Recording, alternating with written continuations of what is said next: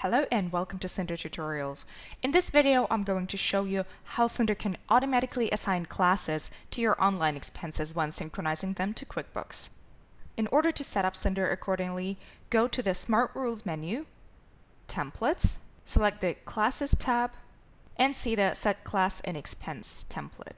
Now click Try It Out. Now you can adjust the setting according to your specific needs. Build it up, add more conditions and actions, or leave it as simple as this. Here you can see the Start When block, or a trigger, the thing that will make the Smart Rule work, the Condition, or If block, where you will set up your specific data, and the Then block, or action, what is going to happen in QuickBooks as a result. You can click all those blocks and edit them, see the editing options on the left. And let's say I want to assign classes to my online expenses depending on the description that is there.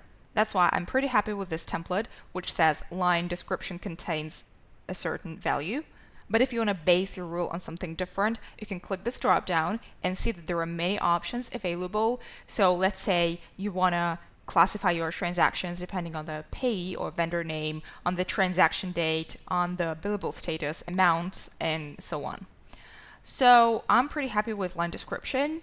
Here you can also select either the contains, equals, not equals, whatever suits you. And here I'm just typing my data. Let's edit the action now. Clicking this block and set QuickBooks entity data. So in here I need to select the class that will be assigned to my transactions if the condition we just set up is observed. So I'm clicking the drop down and selecting the needed class in here. Click Submit. If you want to expand this rule, make it more complex, you can add conditions by clicking No on the first one, clicking this block, and setting them up.